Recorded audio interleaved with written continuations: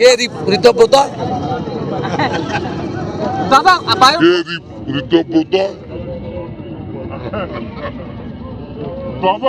প্রত্যেক দিন civic volunteer টাকা নিচ্ছে, ধরা পড়ছে, জলপাইগুড়িতেও ধরা পড়েছে। এই বীরাঙ্গনা মহিলা যেভাবে বরানগর পুলিশকে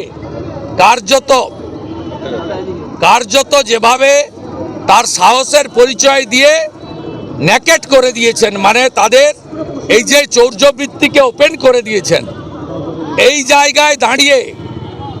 জায়গায় দাঁড়িয়ে মুখ্যমন্ত্রী বুঝেছেন যে এই ভিডিও ক্লিপটা লক্ষ 70-80 লক্ষ লোকের কাছে পৌঁছেছে। তাই আজকে রাজীব কুমারকে বসিয়ে রেখে পুলিশকে ড্যামেজ করছে নিজের ইমেজ বিল্ড আপের জন্য। 14 বছর পুলিশ মন্ত্রী, আর চোরেদের রানীর নাম হচ্ছে মমতা ব্যানার্জি। যে যত চুরি করবে, ভোট চুরি হতে পারে, কয়লা চুরি হতে পারে, গরু পাচার হতে পারে, পাথর চুরি হতে পারে, গাড়ি থেকে তোলা হতে পারে। আপনি জানেন এখানে যে ফর্সা করে লম্বা এসপিটা আছে, 11টা মাল লোডেড ট্রাক হলদিয়া থেকে ছিনতাই হলো। গত 1 মাসে 11টা লোডেড ট্রাক হলদিয়া ছিনতাই হলো। আপনারা এই খবর রাখেন না, করেনও না। সেই কারণে এইসব কথা হচ্ছে। ভোট সামনে বর্ষা, তারপরে দুর্গা মায়ের পুজো, কালী পুজো, তারপরে শীতের পরেই শীতের জামা খুলতে না খুলতেই ভোটের বাজনা। এবং গতবারে এই জেলা মমতাকে হারিয়েছে, এবারে গোটা বাংলা উনাকে প্রাক্তন করবে। সবাই ready. No vote to Mamata, no vote to Mamata, vote for BJP. সভাপতি পরিবর্তন করা হলো, আইএনটিটিউসি সভাপতিকে তুলে দিয়ে কোর কমিটি করা হলো, কিছু লাভ হবে? কোনো লাভ হবে না। সব চাকর বাকর। এর উত্তর মানা দে আর মিলন মণ্ডলের কাছ থেকে নেন, আমার কাছ থেকে। কে ঋতব্রত? ছাত্রছাত্রীদের ভবিষ্যৎ মমতা বন্দ্যোপাধ্যায়ের জন্য অন্ধকারে।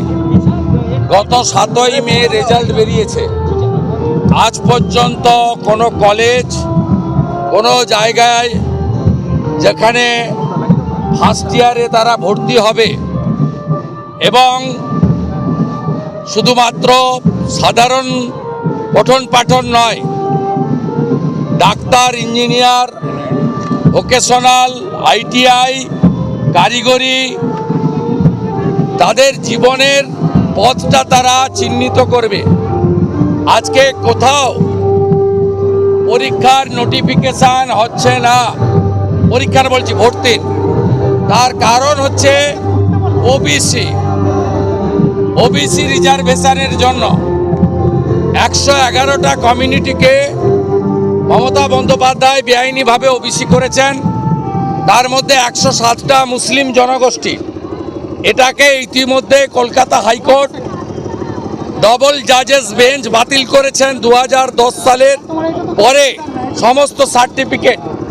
সুপ্রিম কোর্টও স্থগিতাদেশ দেয়নি, রিসার্ভে চলছে। পরবর্তী ডেট আমরা যা জেনেছি 15ই জুলাই সুপ্রিম কোর্টে। আমাদের কোমলমতির ছাত্রছাত্রী, তাদের ভর্তি কি হবে, তাদের ভর্তি কিভাবে হবে? একদিকে মুসলিম ভোট ব্যাংক, তারা চটে যাবে যদি হাইকোর্টের রায় মেনে করতে হয়, আর অন্যদিকে ছাত্রছাত্রীদের ভবিষ্যৎ। মমতা বন্দ্যোপাধ্যায় শিক্ষা ব্যবস্থা ধ্বংস করেছেন। আমি রাজ্যের বিরোধী দলনেতা, আমি উদ্বিগ্ন।